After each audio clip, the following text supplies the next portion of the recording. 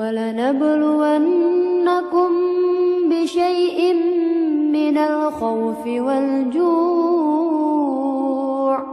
وَنَقْصٍ مِّنَ الْأَمْوَالِ وَالْأَنفُسِ وَالثَّمَرَاتِ وَبَشِّرِ الصَّابِرِينَ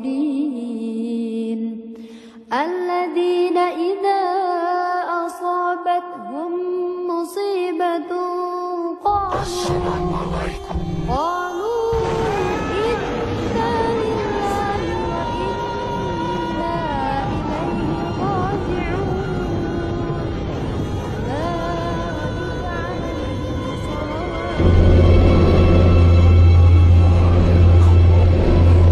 Kisah-kisah para nabi di dalam Al-Quran Al-Karim.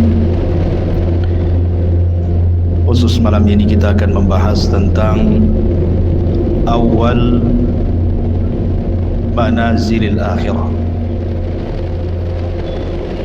tempat pertama kita menginjak rumah menuju akhirat. Artinya kita bicara tentang seputar alam kubur. Ma'asyiral muslimin yang dimuliakan Allah Subhanahu wa taala.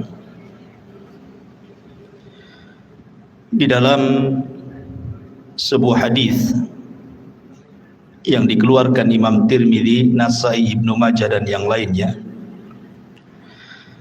Nabi sallallahu alaihi wasallam bersabda, "Aktsiru dzikra hadhibil ladzatil maut." Perbanyak oleh kalian mengingat akan sebuah hal yang menghancurkan setiap kenikmatan. Kemudian Rasul mengatakan, apa itu al-maut, kematian. Pembahasan di malam hari ini kita akan membahas seputar kematian seorang mukmin. Kemudian apa saja yang terjadi saat kematian seorang mukmin ataupun kafir. Kemudian apa yang terjadi di alam kubur dan peristiwa-peristiwanya. Kemudian juga tentang gambaran azab kubur dan hal-hal yang bisa menyelamatkannya, termasuk juga bicara tentang ruh. Kemana ruh ini di dalam kuburan. Inilah pembahasan yang kita akan bahas di malam hari ini. Mudah-mudahan cukup waktunya. Ma'asyiral muslimin yang dimuliakan Allah Subhanahu wa taala, ada 4 perkara kemana seorang mukmin itu harus mengingat sebuah kematian. Pertama, karena mengingat kematian bisa menjauhkan kita dari maksiat kepada Allah Subhanahu wa taala. Karena orang yang tidak pernah mengingat mati, maka orang akan terbiasa melakukan maksiat. Karena dia pikir bahwa tidak ada kehidupan setelah kematian. Kemudian yang kedua, orang yang selalu mengingat kematian akan mempermudah untuk segera bertobat dan juga melakukan amal saleh. Kemudian yang ketiga, mengingat kematian adalah hal yang bisa mendatangkan rasa takut, sehingga orang tidak mungkin merasa aman dari azab kubur, dan dia akan berusaha untuk menghindarkan diri dari setiap penyebab yang akan menjerumuskan dari azab kubur. Tentu yang terakhir, mengingat kematian karena kematian sebuah kepastian, datangnya tanpa pemberitahuan, dan kematian bukan akhir dari sebuah perjalanan. Inilah hikmah kenapa kita disuruh mengingat kematian. Ma'asyiral muslimin yang dimuliakan Allah Subhanahu wa taala, Utsman bin Affan radhiyallahu an apabila berdiri di samping kuburan, maka Utsman selalu menangis. Tetapi kalau Utsman dibicarakan tentang kondisi neraka dan azabnya, maka Utsman ibn Affan biasa-biasa saja. Kemudian ditanyakan kepada Utsman ibn Affan penyebabnya. Kenapa kalau disebut atau melihat kematian dia menangis, tetapi kalau diceritakan tentang akhirat dia biasa saja? Maka jawaban Utsman ibn Affan radhiyallahu an mengutip sabda Nabi sallallahu alaihi wasallam. Kata Nabi sallallahu alaihi wasallam, kata Utsman, innal qabra awwalu manazilil akhirah. Fa in naja minhu fama ba'dahu aisaru minhu wa illam yanju minhu fama ba'dahu ashaddu minhu. Sesungguhnya kuburan itu, kata Utsman mengutip sabda Nabi, adalah awal tempat seseorang menuju akhirat. Kalau dia selamat di kuburan, maka setelahnya lebih mudah bagi dia. Tetapi kalau dia tidak selamat di dalam kuburan, maka setelahnya akan lebih keras kepada dia. Itulah kenapa kemudian Utsman menangis saat diceritakan soal kematian. Banyak riwayat yang dicantumkan oleh Imam Ibnu Katsir ketika memberikan catatan kepada ayat yutsabbitullahu alladhina amanu bil qauli tsabit. Allah tetapkan jawaban bagi orang-orang yang beriman dengan jawaban yang mantap saat fitnah kubur. Saya akan sebutkan beberapa riwayat yang berkaitan dengan kematian. Pertama, riwayat daripada Bara bin Azib radhiyallahu anhu. Suatu ketika kata Bara bin Azib radhiyallahu anhu, kami keluar bersama Nabi sallallahu alaihi wasallam mengiringi jenazah seorang laki-laki dari Ansar. Maka ketika galian kubur itu sudah digali dan belum sampai kepada lahatnya, maksudnya lubang kedua dalam kuburan disebut lahat namanya, maka Nabi sallallahu alaihi wasallam kemudian duduk dan kami pun duduk, kata Bara ibn Azib radhiyallahu anhu. Kemudian kata Nabi sallallahu alaihi wasallam, ista'idzu billahi min adzabil qabri. Mintalah perlindungan kepada Allah dari azab kubur.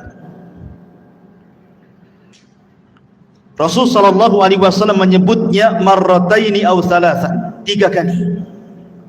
Kemudian Rasul menceritakan tentang ruhnya seorang mukmin. Kata Nabi sallallahu alaihi wasallam, innal abda al-mu'mina idza kana fi inqita'i minad dunya wa iqbali minal akhirati nazala ilaihi malakun minas sama bidul wujuh ka'anna wujuhahumus syamsu. Apabila seorang hamba mukmin, kata Rasul, ketika dia hendak berpisah dari dunia dan menghadap akhirat, maka turun malaikat dari langit yang berwarna sangat putih sekali. Wajah-wajah malaikat ini sangat putih. Dan yang dimaksud malaikat di sini tentu bukan satu malaikat, bukan malakul maut saja, tidak, tetapi diiringi dengan rusulul maut namanya, pembantu-pembantu malaikat maut, berdasarkan ayat Al-Quran, tawaffathum rusuluna, kami wafatkan dengan mengutus utusan-utusan kami, menunjukkan bukan satu malaikat tetapi banyak malaikat. Tentu banyaknya malaikat ini berdasarkan tugas masing-masing. Malaikat maut itu kan hanya mencabut nyawa saja. Selepas itu kemudian diserahkan kepada malaikat rahmat kalau dia seorang mukmin, atau kepada malaikat azab kalau dia orang kafir atau orang fasik. Lah tentu kondisi seperti ini, ikhwan, tidak ada yang tahu kecuali orang yang meninggal. Orang-orang yang menyaksikan di sekitarnya, orang yang sedang nazar itu, tidak ada yang tahu bahwa di situ ada malaikat. Yang tahu hanyalah orang yang sedang nazak saja. Karena sebagian para ulama ketika menjelaskan apakah orang yang meninggal dunia itu mampu melihat malaikat, sebagian ulama mengatakan ya, mereka akan melihat malakul maut. Dan juga mereka akan diperlihatkan catatannya, walaupun hanya sekilas pandang saja. Catatan selama hidup dia itu dia akan diperlihatkan sekilas saja. Dan itulah kondisi-kondisi menakutkan, sehingga kenapa Rasul mengatakan saat orang seperti ini tidak boleh mengatakan kecuali kebaikan. Dan inilah doa yang paling mustajab bagi orang-orang yang hidup di sekitarnya. Minta kepada Allah agar orang ini dimudahkan kematiannya. Lah setelah itu kemudian kata Nabi SAW, ma'ahum kafanun min akfanil jannati wa hanutun min hanutil jannah. Pembantu-pembantu malaikat maut ini, sebagian mereka membawa kain kafan dari sorga dan juga minyak wangi dari sorga. Hatta yajlisu minhu madal basar, sampai kemudian mereka duduk sejauh mata memandang. Ma'asyiral muslimin yang dimuliakan Allah Subhanahu wa taala, para ulama mengatakan bahwa ketika Allah Subhanahu wa taala mengirim para malaikat untuk mencabut nyawa dan juga menyediakan peralatan-peralatan fardu kifayah seperti kain kafan dan juga wewangian, kalau dia ruhnya seorang mukmin maka akan diutus malaikat yang indah sekali dalam rangka ikraman, memuliakan jasad yang akan dicabut ruhnya itu. Jadi yang diutus itu betul-betul malaikat, bukan malaikat yang menyeramkan, tidak. Makanya Rasul mengatakan bidul wujuh, wajah mereka sangat bercahaya. Kemudian juga a'wanul malakal maut ini, pembantu-pembantu malaikat maut ini, mereka ditugaskan sebagian mereka untuk membisikkan di telinganya. Apa bisikannya? Alla takhafu wa la tahzanu wa abshiru bil jannati allati kuntum tu'adun. Kamu jangan takut, kamu jangan khawatir, karena Allah sudah janjikan kepadamu surga yang akan menantimu. Artinya bahwa kematian seorang mukmin itu sangat indah sekali, sangat indah, dan itulah yang dikehendaki seorang mukmin.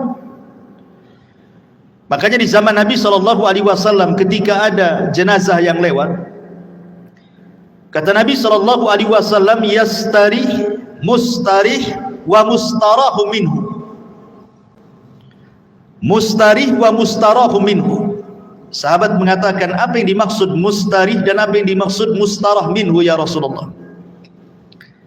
Kemudian Rasul menjelaskan, kalau dia hamba yang mukmin maka dia mustarih, artinya dia menuju peristirahatannya. Dia meninggalkan keperitan dunianya, dia meninggalkan kesusahan dunianya, dan itulah yang dikehendaki seorang mukmin. Karena di dunia ini kan lelah kita hidup ini, ikhwan. Banyak masalah, banyak ujian, banyak cobaan. Apabila kemudian dia meninggalkan dunia, artinya dia meninggalkan kelelahan itu. Itu kalau seorang mukmin. Tetapi kata Nabi SAW, kalau dia orang fajir, orang jahat, mustarah minhu. Apa mustarah minhu?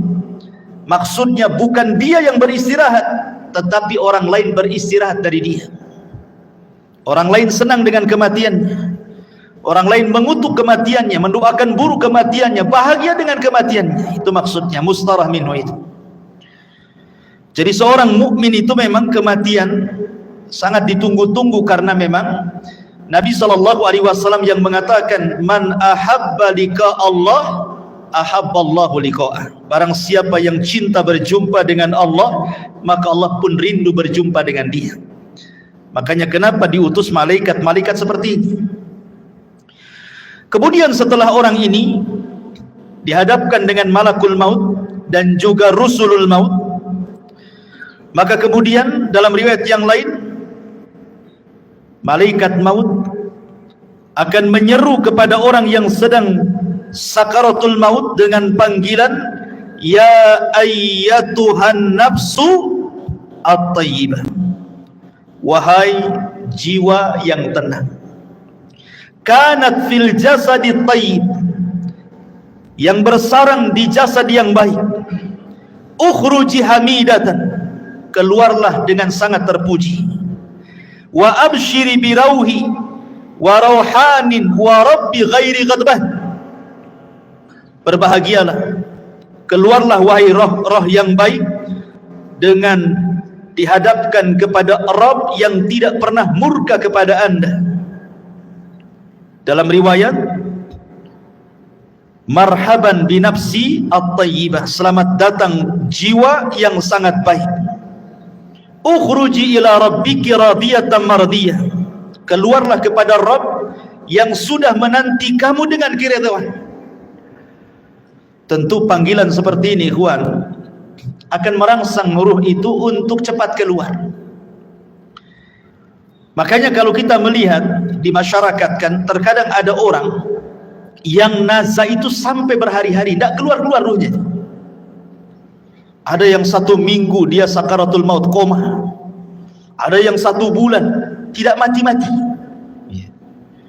Tetapi ruhnya seorang mukmin ketika dipanggil seperti itu, maka Nabi SAW kemudian mempermisalkan ruhnya seorang mukmin ketika dipanggil dengan kata-kata wahai jiwa yang tenang, maka ruhnya itu akan keluar seperti tetesan air yang terakhir fi famis siqa, dari mulut teko yang terakhir dia keluar. Kalau saya analogikan ini botol aqua, ini kan banyak airnya. Kalau kita buka tutupnya ini, kemudian kita tuangkan, tentu air yang pertama kali yang keluar pasti deras, karena masih penuh dengan air kan. Tapi kalau seandainya air yang dalam botol ini hanya tinggal 1 tetes saja, kemudian kita tuangkan seperti ini, maka air yang 1 tetes itu akan mengalir dengan pelan kan, dengan pelan, kemudian jatuh persis di mulut teko tadi. Begitulah gambaran Rasul ketika menjelaskan ruhnya seorang mukmin itu keluar seperti tetesan air yang keluar yang terakhir dari mulut teko. Jadi akan lembut, lain dengan kalau kita langsung keluar begini kan langsung deras gitu ya. Tapi kalau tetesan yang terakhir kan lembut keluarnya, pelan, tapi pasti kemudian keluar.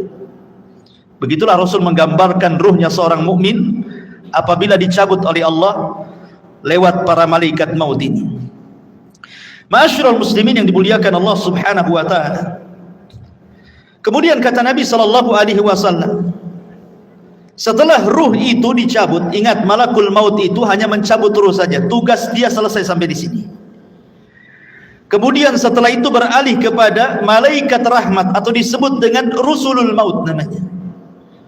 Lah rusulul maut inilah yang kemudian mengambil alih ruh tersebut, kemudian meletakkan di kain kafan yang sudah disediakan dari surga. Kemudian wewangian yang semerbak laksana minyak misik dalam riwayat. Jadi baunya itu membumbung sampai ke langit,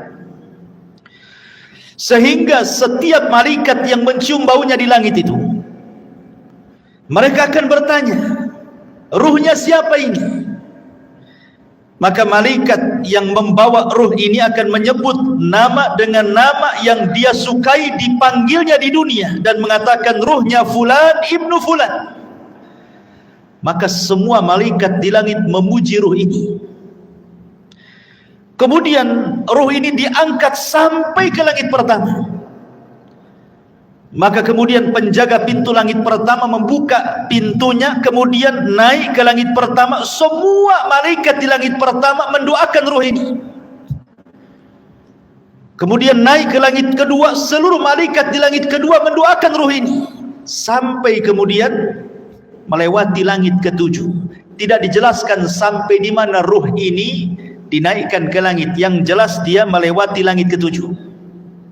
Wallahu alam sampai di mana, karena riwayatnya tidak dijelaskan. Kemudian setelah itu Allah berjumpa dengan ruh ini. Kemudian Allah Subhanahu wa taala katakan kepada malaikat yang membawa ruh ini, kembalikan ruhnya ke dalam jasadnya dengan baik, catatannya angkat, letakkan di tempat yang paling tinggi yang disebut dengan Illiyin. Illiyin itu tempat yang paling tinggi yang ada di sorga. Letakkan catatannya di situ. Kemudian ruhnya kembalikan ke dalam jasadnya. Maka kemudian ruh itu ke dalam jasadnya dikembalikan.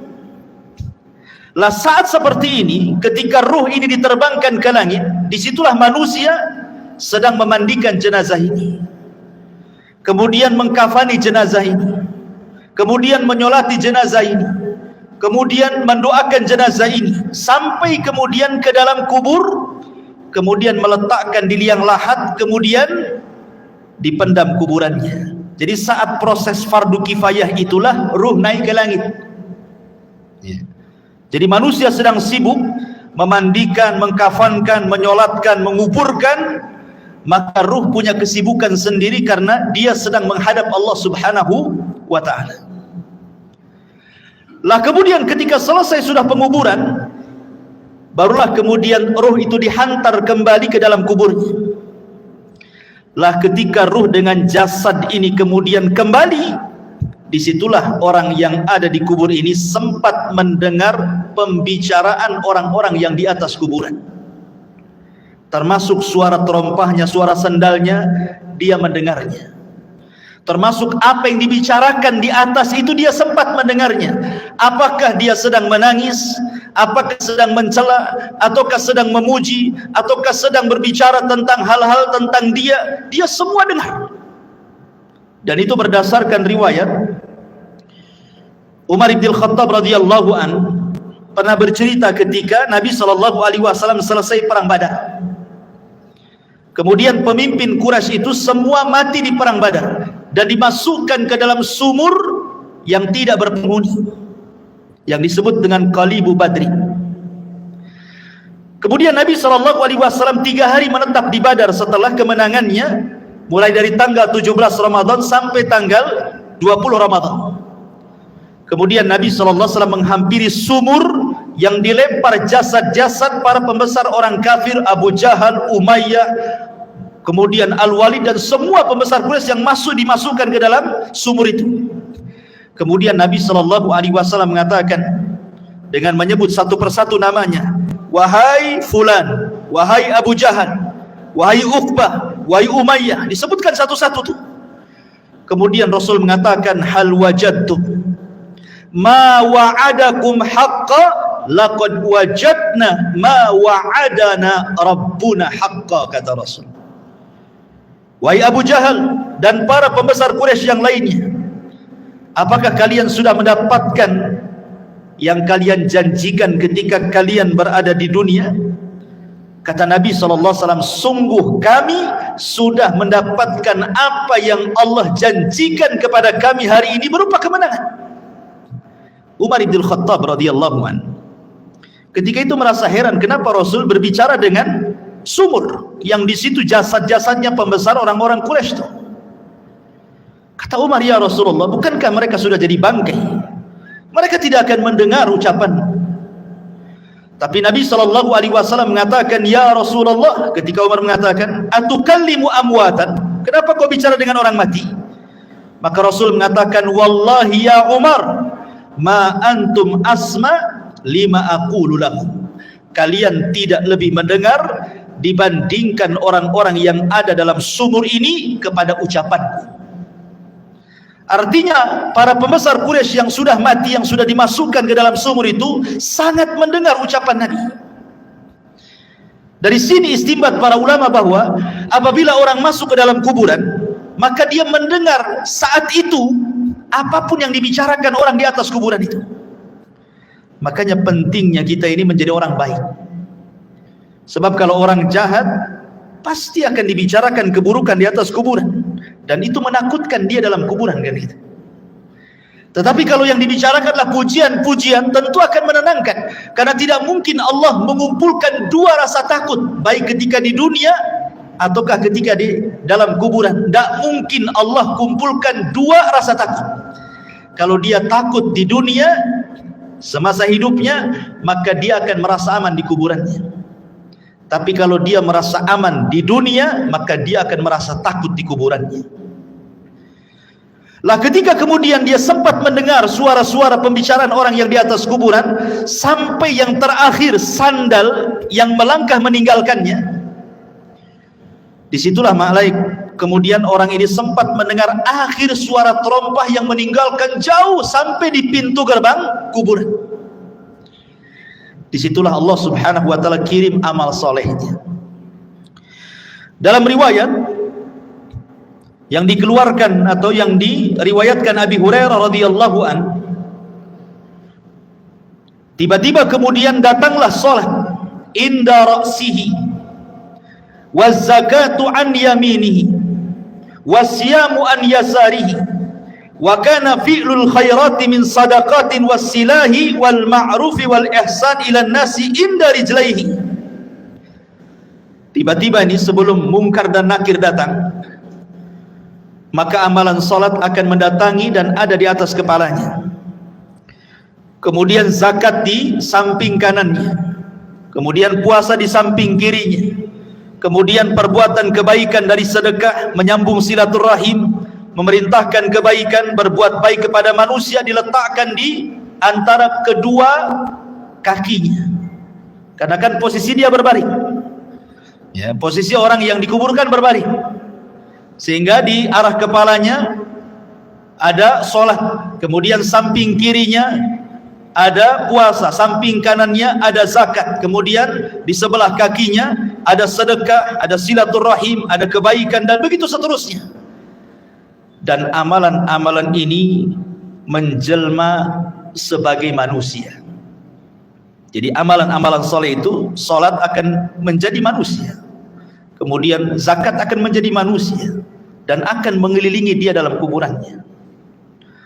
Sehingga kemudian ketika mungkar dan nakir ini datang, kemudian hendak membentak dengan fitnah kubur, dengan pertanyaan-pertanyaan kuburannya dari arah kepalanya, maka amalan yang ada di kepalanya, amalan solatnya akan mendorongnya dan mengatakan, ma qibali madkhal, tidak ada jalan lewat sini. Kemudian yang ketika malaikat mungkar dan nakir akan bertanya dari sebelah kirinya, maka akan didorong oleh amal soleh sebelah kirinya dan mengatakan, ma qibali madkhal, tidak ada jalan kau untuk bertanya kepada orang ini. Dan begitu seterusnya. Setiap kali malaikat mungkar dan nakir bertanya ini dari arah mana saja, maka kalian dilindungi oleh amal solehnya. Subhanallah ikhwan. Sehingga malaikat yang akan mau fitnah kubur ini kebingungan harus bertanya dari arah mana.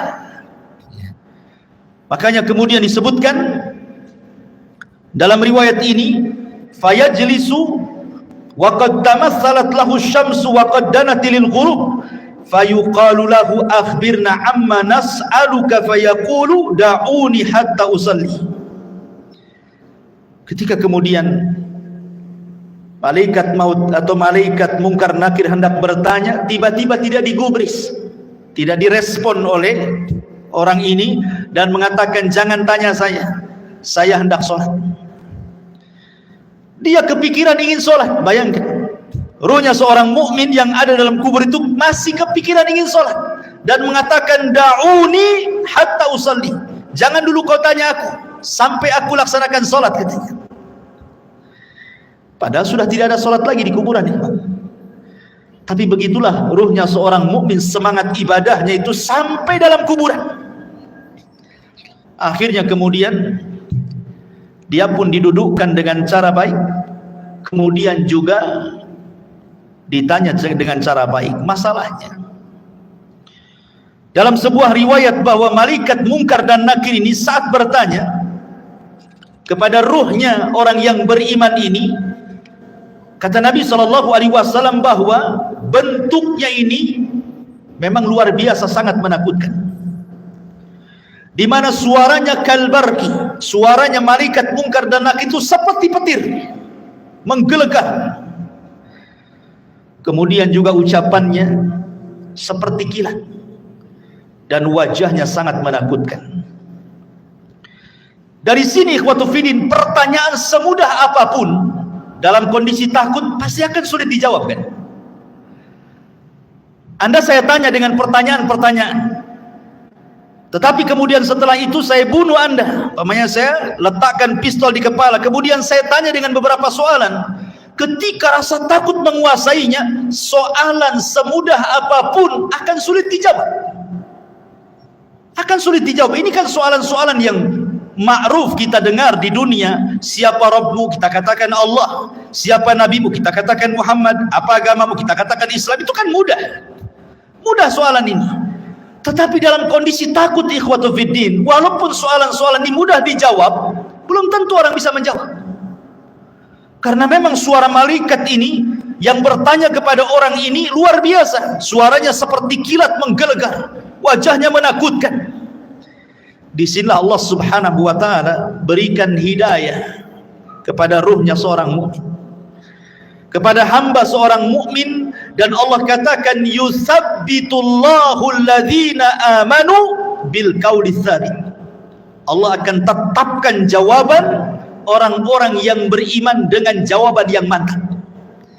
Jadi yang menjawab itu adalah ketetapan dari Allah, taufik dari Allah, bukan kita. Kan dalam kondisi takut kita tidak bisa jawab ya. Tetapi hamba yang beriman ditolong dalam kuburannya, sehingga Allah subhanahu wa ta'ala arahkan jawabannya, sehingga setiap ditanya dia sanggup menjawab. Dan ketika dia sanggup menjawab itulah Allah subhanahu wa ta'ala memberikan rekomendasi dari langit dan mengatakan ang sadaqa abdi, hambaku telah benar. Ketika sudah dikatakan hambaku telah benar, Mungkar dan Nakir pun sudah pergi, tiba-tiba Allah katakan bentangkan kuburannya sejauh mata memandang. Bentangkan kuburannya sejauh mata memandang. Berikan cahaya dalam kuburannya. Bukakan pintu dari sorga. Hantarkan minyak wangi dari sorga, pakaian, minuman dari sorga, suasana dari sorga, hantarkan ke dalam kuburannya. Itulah yang disebut dengan nikmatul kubur namanya. Nikmat kubur. Ma'asyiral muslimin yang dimuliakan Allah Azza wa Jalla. Aisyah radhiyallahu anha pernah menceritakan suatu ketika masuk nenek-nenek Yahudi ke rumah Aisyah radhiyallahu anha. Kemudian nenek Yahudi ini mengatakan kepada Aisyah radhiyallahu anha, "Inna ahlal kubur yu'adzabuna fi kuburihim."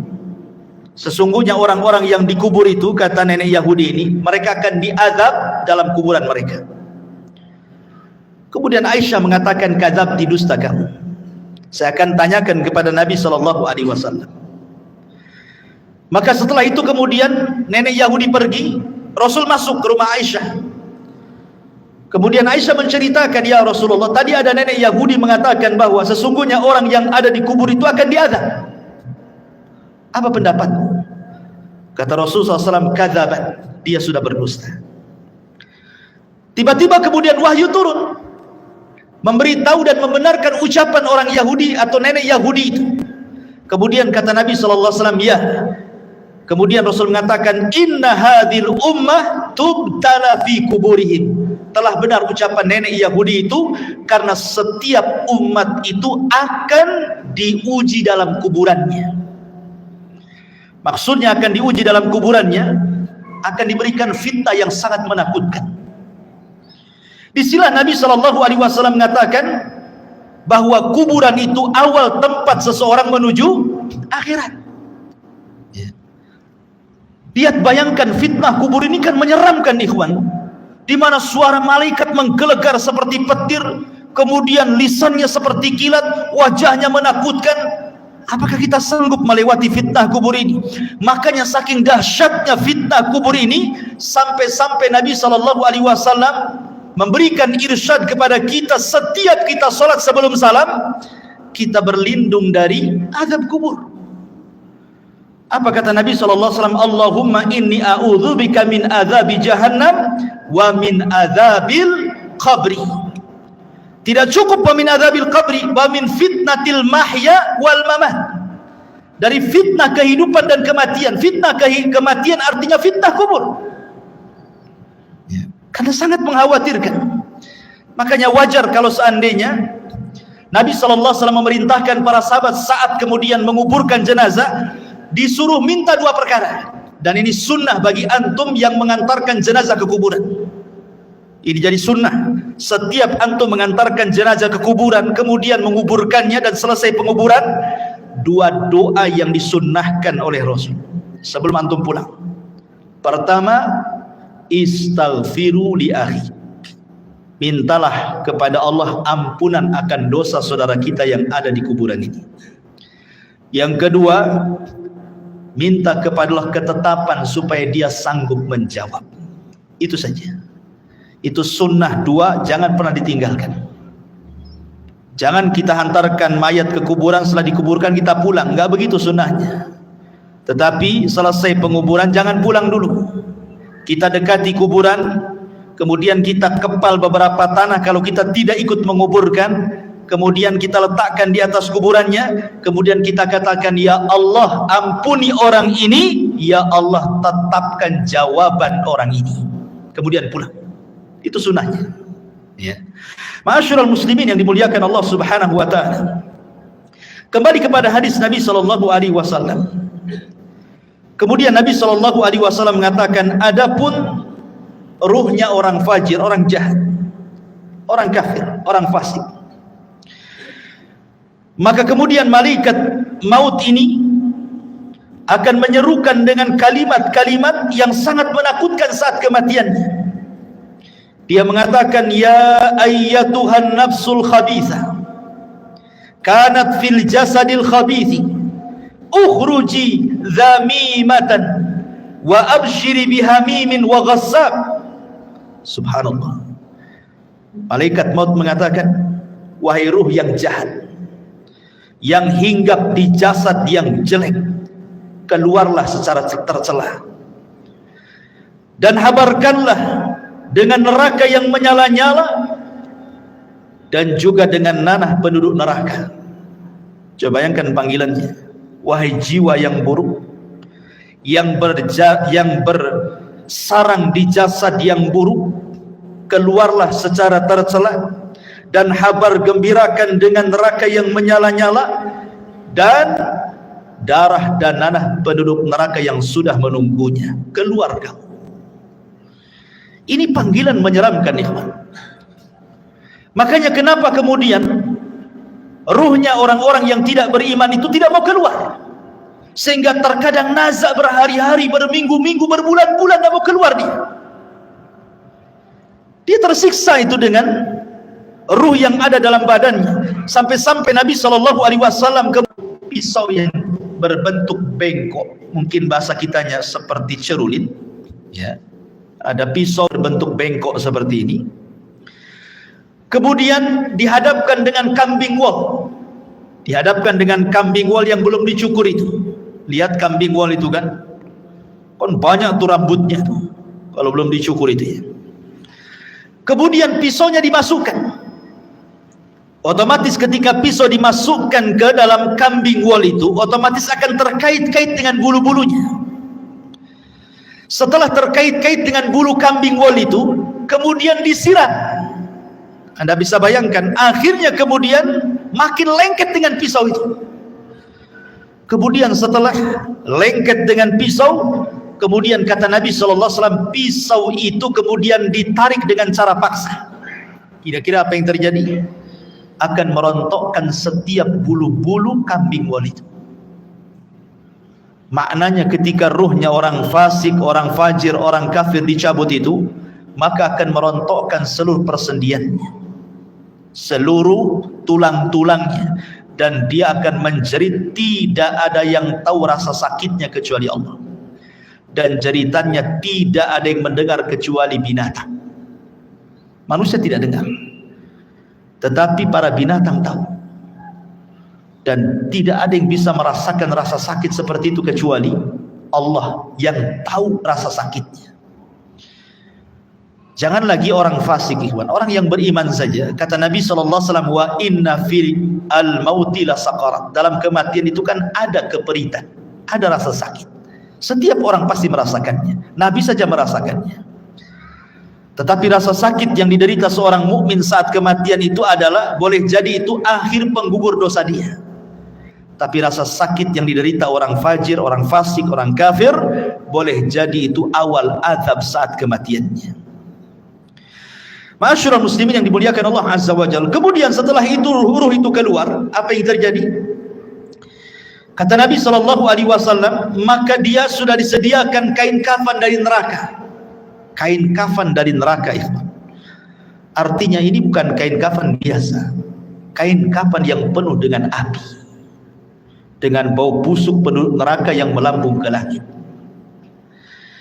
Ketika para malaikat itu mencium baunya, semua membencinya, semua mengutuk dan melaknatnya. Ini ruhnya siapa? Bau sekali. Tidak ada yang memuji ruh ini. Sehingga ketika betul-betul Rasulul Maut ini mengangkat ruh itu dalam kain kafan di neraka sampai membumbung ke langit, apa yang terjadi? Tidak ada satupun pintu langit yang mau dibuka. Lihat bahasa Al-Quran. Allah Subhanahu wa taala mengatakan dalam surah Al-A'raf ayat 40, la tufattahu lahum abwabus sama wa la yadkhuluna al-jannah hatta yalijal jamalu fi sammil khiyam. Pintu-pintu langit tidak ada yang dibuka, satu pun. Bahkan mereka tidak akan masuk ke dalam sorga sampai ada cerita unta masuk ke lubang jarum. Bagaimana mungkin unta yang sangat besar masuk ke lubang jarum? Lubang jarum itu kecil, unta itu besar. Artinya bahwa selubang jarum pun pintu langit itu tidak akan dibuka. Dan dia tidak akan menembus walaupun hanya langit pertama. Kemudian setelah itu Allah Subhanahu wa taala hanya berfirman kepada ruh yang jelek ini dan mengatakan, letakkan catatannya fi sijin. Sijin ini tempat di bawah dasar bumi. Kenapa tidak diletakkan di lapisan bumi pertama, kedua, ketiga sampai ketujuh? Sebagian ulama mengatakan bumi menolak catatan amalnya. Bumi saja menolak. Di mana lapisan bumi pertama menolak untuk diletakkan catatannya, kemudian turun lagi ke lapisan kedua menolak juga, lapisan ketiga menolak juga, sampai lapisan bumi yang terakhir menolak juga. Ketika kemudian ditolak, akhirnya diletakkan di mana catatan itu? Di sijin, ya, di dasar bumi yang paling dalam. La haula wala quwata illa billah. Kemudian kata Allah Subhanahu wa taala dalam Al-Qur'an, "Wa man yusyrik billahi faka'annama kharra minas sama fatakhtafuhu at-tayru aw tahwi bihi ar-rih fi makanin sakhih." Maka ruhnya akan dijatuhkan, tidak dihantar malaikat, sehingga ruh itu seperti terbang yang disambar burung ataupun dihempaskan dengan angin, sehingga ketika ruh ini kembali ke dalam jasadnya seperti orang yang jatuh dari ketinggian. Begitulah rasanya. Anda bisa bayangkan, Anda jatuh dari atas ketinggian 20-30 meter saja, rasanya luar biasa sakit. Itulah yang akan dirasakan oleh ruhnya orang jahat ketika dilempar dari langit kemudian menyatu lagi dengan jasadnya. Apa yang terjadi ketika itu?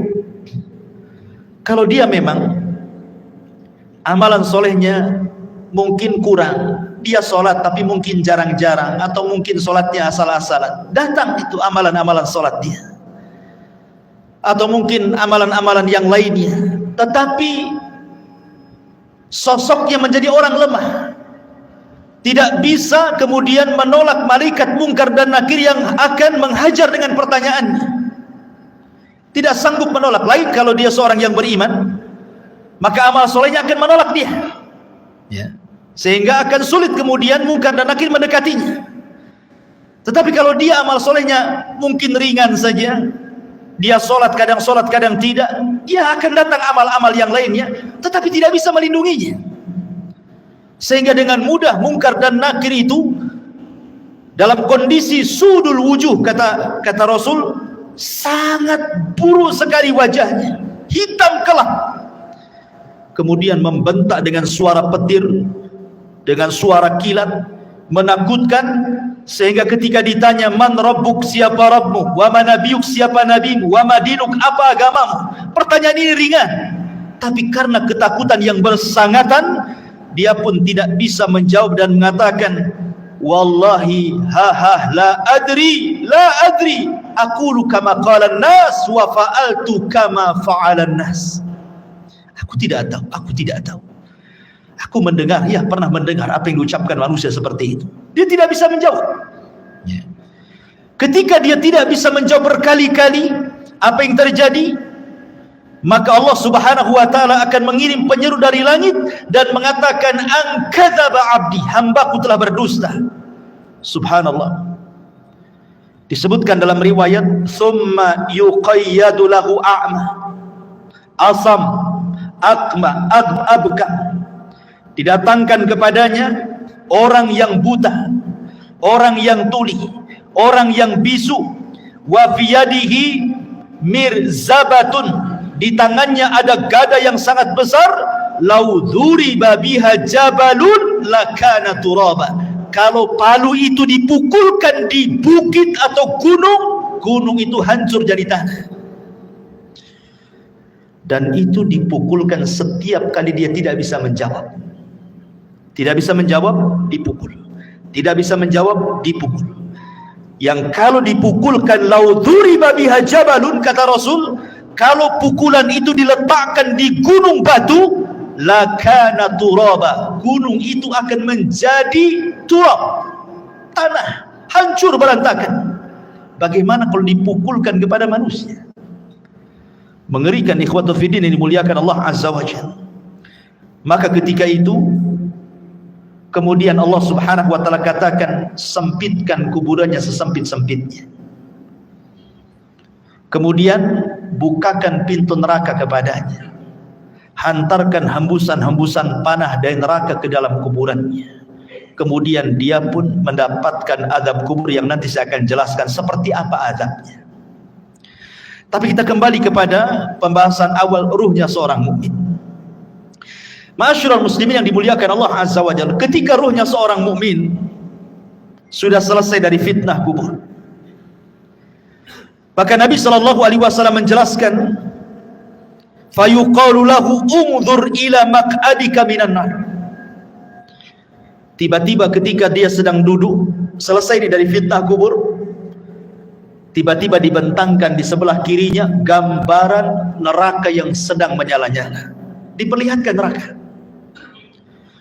Kemudian dikatakan, umdhur, lihatlah, ila maq'adika minan nar, tempatmu di neraka itu. Kemudian qad abdalakallahu bihi maq'adan minal jannah, tapi tenang, tempatmu bukan di sana. Kemudian sebelah kanannya digambarkan gambaran sorga dan dikatakan tempatmu di sini. Dalam riwayat, maka kemudian malaikat ini mengatakan, lihatlah tempat dudukmu di neraka, in asaita, kalau engkau bermaksiat, itulah tempat dudukmu. Tapi karena engkau yang beriman, maka tempat dudukmu bukan di sana. Kemudian tempat dudukmu di sini. Ketika dia melihat bagaimana sorga dengan gambaran keindahannya diperlihatkan itu dalam kuburan itu, apa yang terjadi? Maka dia langsung berteriak dan mengatakan, ya Rabb, akimisah, ya Rabb, tegakkan kiamat, supaya aku bisa kembali ke istana dan keluarga. Tetapi Allah Subhanahu wa ta'ala mengatakan, belum, kiamat masih panjang.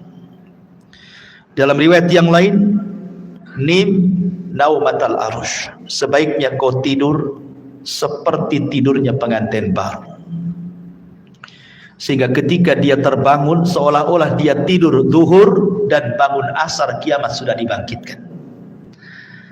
Artinya kehidupan kuburan tidak akan terasa walaupun zaman berlalu. Anggaplah mungkin zaman dulu, zaman Nuh, orang-orang yang beriman itu meninggal dunia, sampai hari ini kan kiamat belum dikiamat-kiamatkan. Bagaimana kehidupan mereka? Rupanya mereka ditidurkan oleh Allah di atas kenikmatan yang disebut dengan nikmat kubur, karena ruh mereka diberikan nikmat oleh Allah. Nanti ada pembahasan kemana ruhnya orang yang beriman dalam kuburan ini. Tapi jasadnya dikuburkan. Ya. Mereka tidak akan merasakan, sehingga ketika kiamat dibangkitkan baru dia tertidur. Terbangun dari tidurnya seolah-olah hanya setengah hari saja, mulai zuhur sampai asar dia tidur, kemudian dia terbangun. Rupanya Israfil sudah menyiapkan sangkakalanya untuk meniup sangkakala pertama kiamat, kehancuran alam semesta pertama dibangkitkan. Ma'asyiral muslimin yang dimuliakan Allah Subhanahu wa taala. Kemudian setelah orang yang beriman mendapatkan nikmat kubur, dan orang-orang fajir dan fasik mendapatkan azab kubur, di sana ada peristiwa yang tidak mungkin orang lepas. Apakah dia mukmin, apakah dia kafir, apakah dia fasik, apakah dia fajir, apakah dia sahabat Nabi ataukah bukan sahabat Nabi, ada peristiwa yang tidak bisa lepas dari manusia. Apa itu? Himpitan kuburan. Semua manusia akan dihimpit dalam kuburnya, tidak akan selamat. Mau bayi sekalipun yang belum punya dosa tetap akan dapat himpitan kuburan. Bahkan sahabat Nabi sekelas Sa'ad ibn Mu'adz, yang satu kabilah Aus masuk Islam karena dia. Kemudian saat kematiannya 70.000 malaikat tidak pernah turun dari langit, turun pula ke bumi untuk ikut memandikan jenazahnya. Tapi Rasul mengatakan, kalau ada orang yang selamat dari himpitan kubur, Sa'adlah orangnya. Tapi Sa'ad pun tidak selamat. Bayangkan, himpitan kubur tidak akan menyelamatkan siapapun, mau sahabat Nabi atau bukan sahabat Nabi, mau orang yang beriman atau orang kafir, semua akan merasakan himpitan kuburan ini. Tapi sebagian para ulama membahas, tentu akan ada perbedaan himpitan bagi orang yang beriman dengan himpitan bagi orang kafir atau fasik. Sebagian ulama mengatakan, adapun himpitan bagi orang yang beriman itu seperti ibu memeluk anaknya. Rasa kasih sayang seorang ibu kepada anaknya, seperti itulah bumi ketika menghimpit, laksana seorang ibu memeluk anaknya. Karena kita ini dari tanah dan akan kembali kepada tanah. Jadi tanah itu seperti ibu bagi kita. Sehingga ketika himpitan tanah itu menghimpit setiap jasad orang yang beriman, maka tidak akan merasakan rasa sakit sedikit pun, karena itu bentuk sayang seorang ibu kepada anak. Tetapi kalau yang dihimpit itu orang kafir, orang fasik, orang fajir, orang jahat, maka dia akan merasakan sakit yang luar biasa. Dia akan menjerit-jerit, semua tidak ada yang mendengar kecuali binatang jeritannya, karena akan mematahkan semua tulang, persendian dan begitu seterusnya. Ma'asyiral muslimin yang dimuliakan Allah Azza wa Jalla, inilah sekilas gambaran ruhnya orang mukmin, fasik, fajir, fasik, munafik dan begitu seterusnya saat kematian. Kita masuk pada pembahasan yang kedua tentang macam-macam azab kubur. Ma'asyiral muslimin yang dimuliakan Allah Azza wa Jalla, azab kubur itu adalah sebuah hal yang wajib kita imani. Syekhul Islam Ibn Taimiyah rahimahullah ta'ala mengatakan, waqad tawataratil akhbar an Rasulillah sallallahu alaihi wasallam fi thubuti adabil qabri. Habar-habar tentang adab kubur, kata Syekhul Islam Ibn Taimiyah, derajatnya sampai tingkat mutawatir.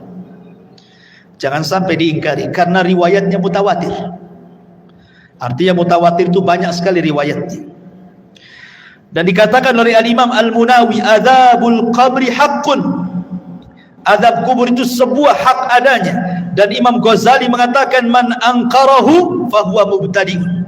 Siapa yang mengingkari azab kubur, maka dia adalah ahli bid'ah. Dan Imam Suyuti mengatakan, adzabul qabri huwa adzabul barzakhi. Azab kubur adalah azab barzakh.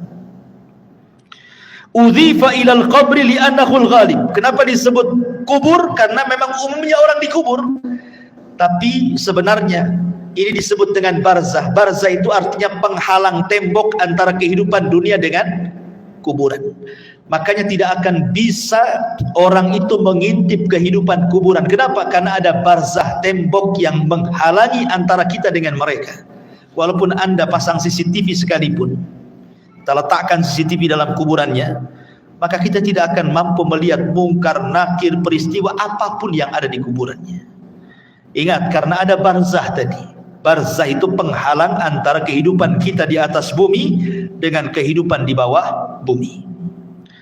Ma'asyiral muslimin yang dimuliakan Allah Subhanahu wa taala. Bicara tentang azab kubur ada 9 poin yang ingin saya jelaskan. Yang pertama, tadi sudah dijelaskan dalam riwayat yang kita sudah lalui penjelasannya. Az-zarbu bimitraqatin min hadidin. Pertama, pukulan dengan palu dari besi yang bisa menghancurkan gunung. Dan itu berdasarkan hadis Anas ibn Malik radhiyallahu anhu yang dikeluarkan Imam Bukhari, di mana disebutkan bahwa fayasihu sayhatan yasmauha man yalihi illa tsaqalaini. Ketika dia dipukul dengan palu itu, tidak ada manusia atau jin yang mendengarnya kecuali makhluk dari selain keduanya. Artinya jin dan manusia tidak bisa mendengar jeritannya. Yang bisa mendengar hanyalah binatang-binatang itu. Binatang mendengar jeritan kita, tetapi manusia dan jin tidak bisa mendengarnya. Kemudian yang kedua, yufrashu lahu qabruhu naran wa yulbasu naran wa yuftahu lahu babu ila nar wa yudayyaku alaihi qabruhu wa yudrabu bimitraqatin adimatin law dhuriba biha jabalun la sara turaba wa yubashshiru bil adzabi fil akhirah. Kemudian yang kedua, azab kubur itu terkadang dalam bentuk dihamparkan tikar dari neraka, dipakaikan pakaian dari neraka, dibukakan pintu dari neraka, disempitkan kuburannya, diletakkan palu yang bisa menghancurkan gunung, dan ditakut-takuti dengan azab akhirat.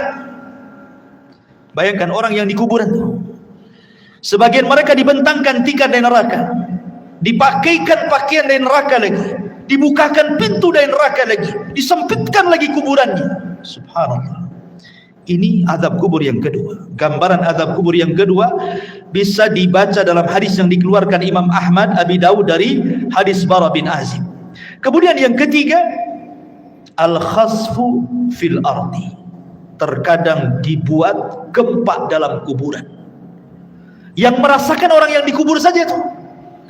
Kita di atas bumi tidak ada gempa, tapi yang ada di kubur itu merasa digempakan, seolah-olah dia kemudian bumi itu digempa-gempakan, dan dia merasakan seperti itu.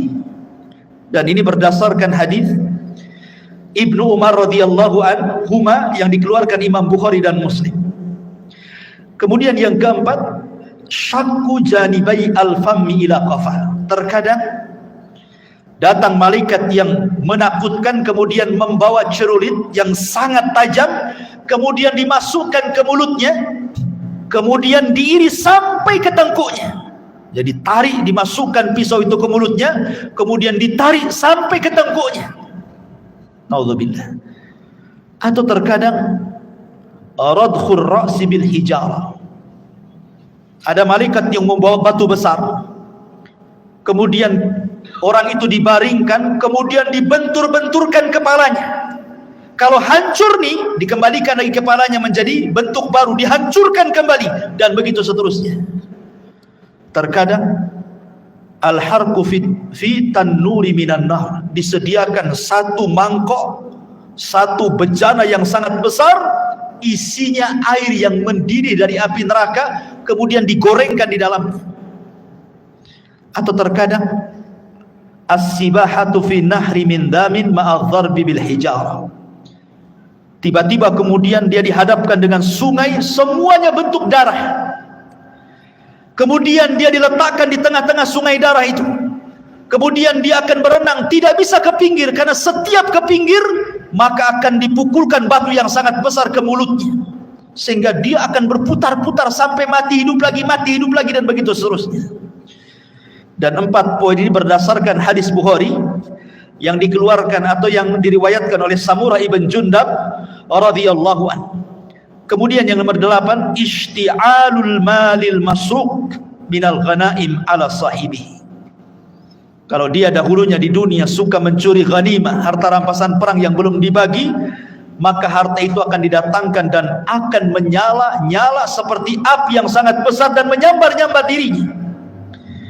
Atau yang terkadang, yang terakhir yang nomor 9, wa ma'ahadal adab al-hissi hunaka aidan adabul ma'nawi. Ini kan adab hissi, adab badan ya.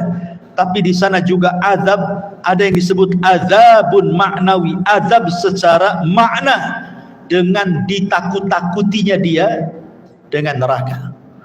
Jadi dibentangkan gambaran di neraka, nanti kamu akan masuk ke situ, nanti akan masuk ke situ, dan dia akan merasa takut yang luar biasa. Ini padahal baru adabul adna ya, adab yang rendah. Adab yang besar itu nanti di neraka ya. Ini 9 gambaran tentang adab kubur. Adapun adab kubur sendiri ikhwan, itu terbagi menjadi 2. Ada adab kubur itu yang azabun daim la yanqati'u ila qiyamis sa'ah. Adabnya terus sampai kiamat dibangkitkan, enggak terputus. Dan yang kedua, ada adab kubur itu tidak terus tetapi terputus. Seperti apa gambarannya? Yang pertama, azab kubur yang tidak terputus sampai kiamat adalah azab kubur bagi orang kafir dan bagi orang munafik, dan itu disebutkan dalam surah Ghafir ayat 46. Adapun azab yang terputus adalah azabnya usatul muwahhidin. Mungkin di dunia dia ahli tauhid, orang yang beriman, tetapi terjerumus kepada kemaksiatan. Dia sholat tapi masih berzina, dia sholat masih berdusta, dia sholat mungkin riba, dan begitu seterusnya. Jadi dia masih berbuat baik, beribadah, tapi satu sisi dia bermaksiat ya. Maka orang-orang yang seperti ini tidak terus menerus sampai kiamat. Akan tetapi orang yang seperti ini akan terputus azabnya dengan rahmat Allah subhanahu wa ta'ala. Jadi akan terputus dengan rahmat Allah subhanahu wa ta'ala. Itu berdasarkan hadis Abdullah ibn Umar radhiyallahu anhuma. Nabi mengatakan, inna ahadakum idza mata urida alaihi maq'aduhu bil ghadati wal ashi, in kana min ahlil jannah famin ahlil jannah, wa in kana min ahlin nar famin ahlin nar, yuqalu hadha maq'aduka hatta yab'atsaka Allahu ilaihi yaumal qiyamah. Kata Nabi SAW, sungguhnya salah seorang di antara kalian apabila mati, maka akan ditampakkan tempat duduknya siang dan malam. Kalau dia termasuk penduduk sorga, maka dia akan menjadi penduduk sorga. Kalau dia termasuk penduduk neraka, maka selamanya dia akan diazab sampai kiamat dibangkitkan. Artinya kalau orang beriman, ya akan diazab, tetapi ada akhirnya, terputus. Mungkin dengan rahmat dan kasih sayang Allah subhanahu wa ta'ala. Tapi kalau dia orang kafir, orang munafik, maka tidak akan terputus. Kemudian pembahasan yang keempat, tentang apa penyebab azab kubur. Penyebab azab kubur yang paling dominan adalah an-namimat, orang yang suka mengadu domba. Wa adamu tanazzuh minal baul, dan tidak perhatian dengan kebersihan hadas. Dia kencing sembarang. Kan banyak tuh orang yang kencing-kencing sembarang, ya, tidak cebok gitu ya, tidak jelas ceboknya. Dan ini berdasarkan hadis Nabi SAW dari Abdullah ibn Abbas radhiyallahu anhuma. Jadi Nabi SAW ketika itu lewat di 2 kuburan, dua-duanya sedang diazab. Kemudian Rasul mengambil pelepah kurma, kemudian dibelah 2, kemudian ditancapkan di 2 kuburan. Kemudian Rasul mengatakan, mudah-mudahan dengan 2 pelepah kurma yang belum kering ini bisa meringankan azabnya. Kemudian sahabat mengatakan, kenapa orang itu diazab wahai Rasul? Kata Rasul, yang satu karena dia namimah, suka mengadu domba. Yang satu karena tidak pernah bersih apabila membersihkan hadas.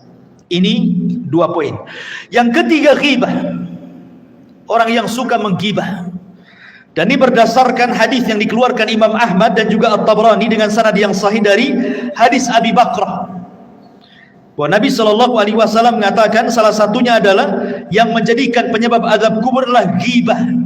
Ghibah itu membicarakan orang yang kalau orang itu mendengarnya dia tidak suka. Kemudian yang nomor 4, al-ghulul. Dia khianat dalam harta, mencuri harta orang. Kemudian juga yang nomor 5, hajrul Qur'anil Karim wa rafduh. Dia tidak suka dengan Quran. Dan penyebab orang jauh dari Al-Quran hari ini apa? Handphone. Yang menyebabkan orang jauh dari Quran itu HP atau handphone.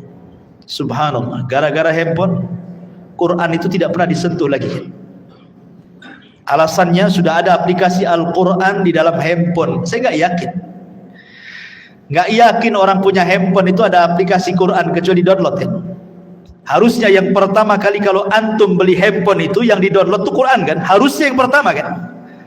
Tapi enggak, yang pertama di download apa? Facebook dulu, YouTube dulu, Instagram dulu, kan begitu ya. Quran itu belakangan kalau butuh saja. Padahal harusnya yang pertama itu. Subhanallah ya.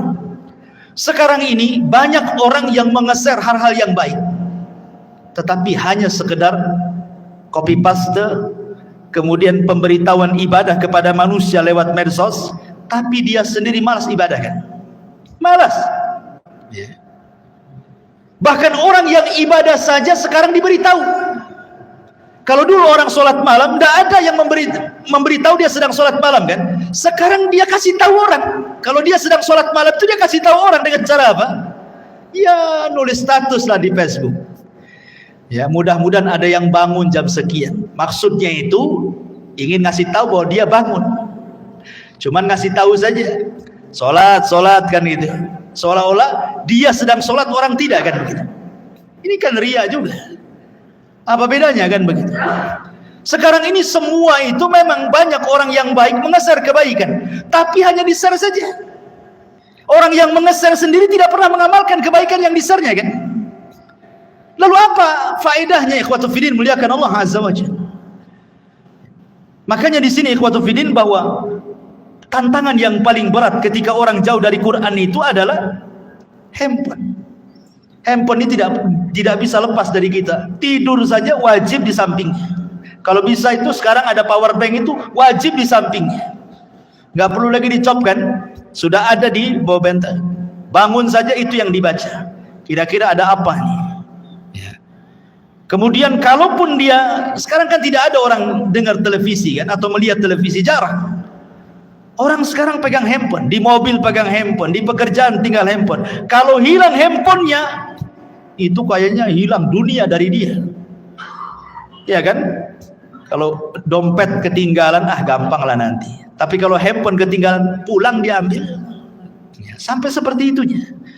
Jadi ini salah satunya adalah hajrul Quran, meninggalkan Quran, termasuk juga an-naumu anis salatil maktubah.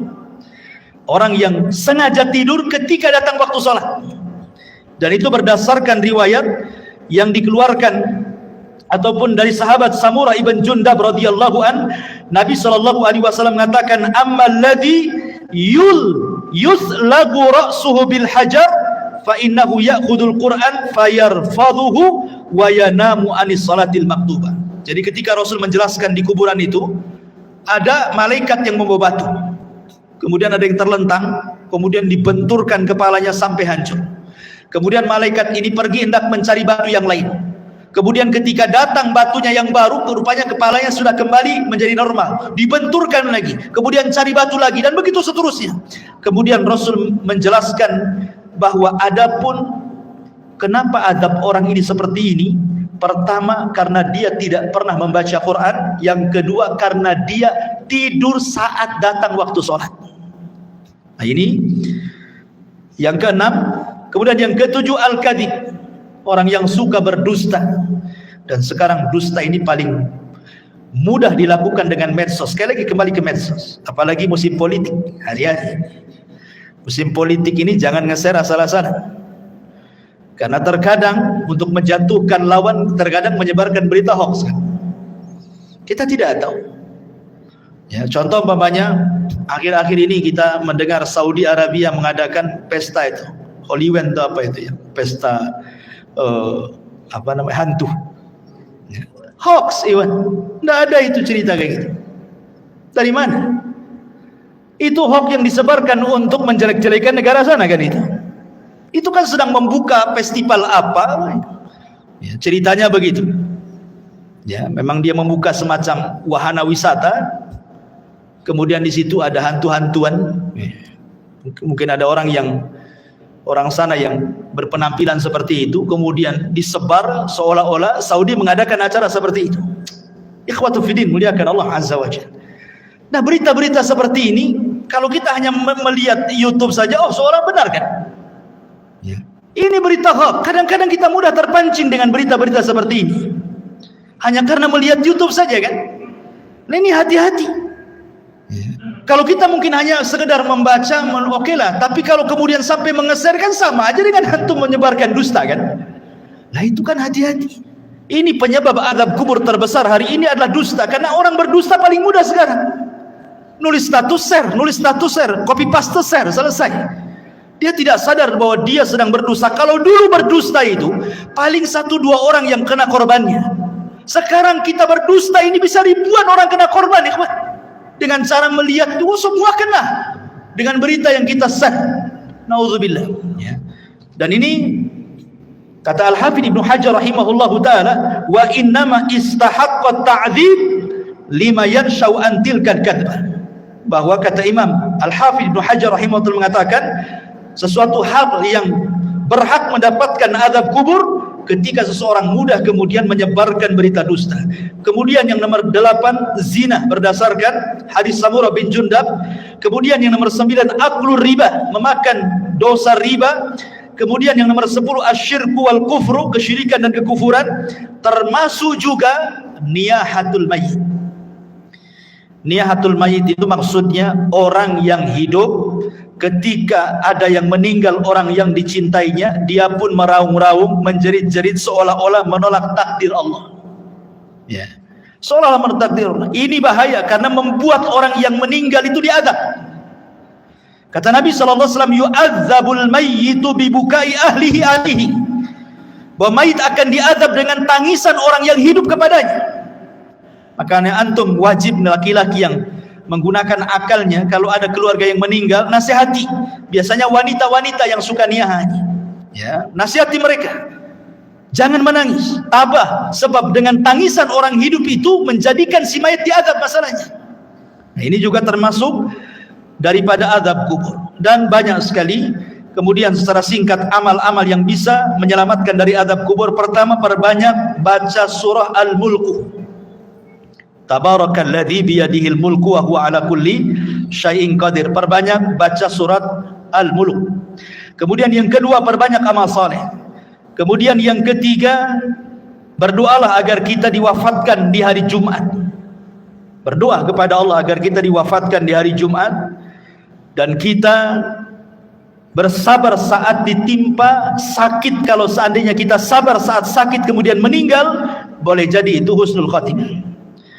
Karena saat-saat orang sakit itu biasanya setan lebih dekat dibandingkan saat dia sembuh. Ingat, orang sakit itu lebih dekat dengan setan dibandingkan dengan Allah.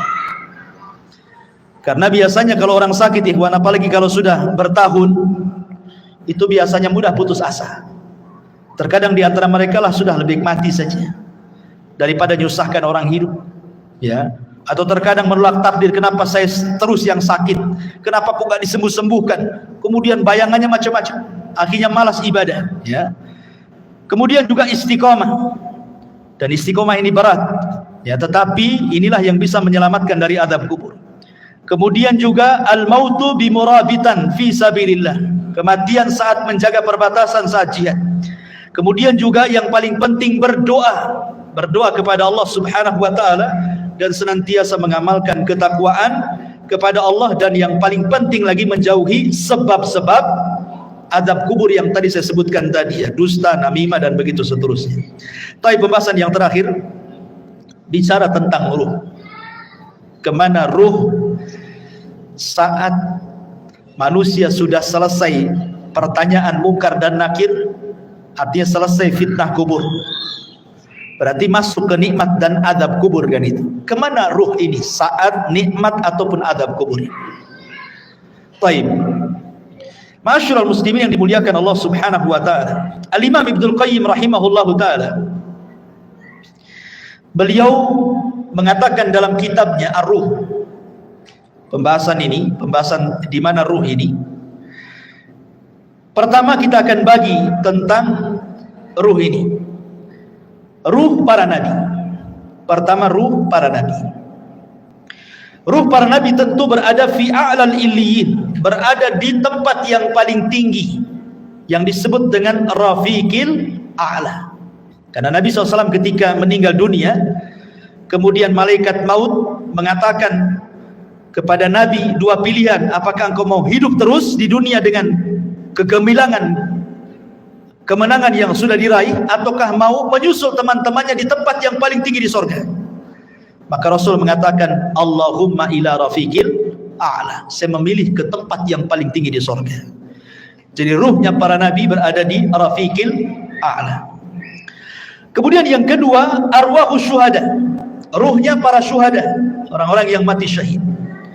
Allah Subhanahu wa taala mengatakan dalam surah Al-Imran ayat 169, wala tahsabanna alladziina qutilu fi sabilillahi amwatan bal ahya' inda rabbihim yurzaqun. Jangan kau sangka orang yang mati di jalan Allah itu mati, tidak, mereka hidup. Mereka mendapatkan rezeki di sisi Allah Subhanahu wa taala. Abdullah bin Mas'ud radhiyallahu anhu ketika bertanya tentang ayat ini kepada Nabi sallallahu alaihi wasallam, di mana ruhnya para syuhada, maka Rasul mengatakan, arwahuhum fi ajwafi tairin hadarin laha qanadilun mu'allaqatun bil arsy. Jadi ruhnya para syuhada berada di kendil-kendil, dibawa oleh ketiak burung sorga, kemudian diletakkan digantungkan di arsy Allah Subhanahu wa taala. Jadi ruhnya para syuhada berada di kendil-kendil yang dibawa terbang oleh burung-burung, kemudian digantungkan di bawah arsy. Ini ruhnya para syuhada. Kemudian yang ketiga, arwahul mu'minin salihin, ruhnya orang-orang yang beriman yang saleh. Maka takunu tuyuran ta'alluqus syajaril jannah, maka ruhnya orang-orang yang beriman yang saleh, mereka akan digantungkan di pohon-pohon sorga. Mereka akan digantungkan di pohon-pohon sorga. Adapun yang keempat, arwahul usad, ruhnya orang-orang yang ahli maksiat. Dia orang Islam tapi ahli maksiat, berzina, berdusta, berjudi dan begitu seterusnya. Dia orang Islam tapi usad ahli maksiat. Maka dijelaskan bahwa mereka tetap ditahan dalam kuburannya, karena mereka tidak bisa keluar dari kuburannya dan mereka merasakan adab kubur. Mereka tidak bisa keluar dari kuburan. Kemudian juga yang nomor 5, Imam Ibnul Qayyim rahimahullah ta'ala mengatakan, masih membahas tentang usad, maksudnya orang yang ahli maksiat. Minhum man yakunu mahbusan ala babil jannah, kama fi haditsil akhar, ra'aitu sahibakum mahbusan ala babil jannah. Adapun orang-orang yang beriman, yang ahli maksiat, kemudian maksiatnya sudah selesai diadab. Kan tadi saya katakan bahwa orang yang beriman yang ahli maksiat kan adab kubur tidak terus, tapi terputus karena rahmat Allah Azza wa Jalla. Lah sebagian ruhnya itu diletakkan di halaman pintu sorga. Ya, di halaman pintu sorga kata Imam Ibnul Qayyim rahimahullahu ta'ala. Kemudian yang keenam, ruhnya orang-orang kafir. Tentu ruhnya orang-orang kafir, mereka diadab dan tidak bisa keluar dari kuburan, dan mereka akan bolak-balik masuk neraka. Tetapi sekali lagi ikhwatu fiddin muliakan Allah Azza wa Jalla, keterangan para ulama seperti ini tidak bisa kita katakan dengan jazam, dengan tegas, karena soal ruh itu kan tidak ada yang tahu kecuali. Makanya Al-Imam Ibnul Qayyim rahimahullahu ta'ala ketika Al-Imam Ibnu Utsaimin rahimahullahu ta'ala ketika ditanya tentang ruh ini, maka beliau mengatakan ruh itu urusan Allah Subhanahu wa ta'ala, dan ini adalah perkara gaib. Kita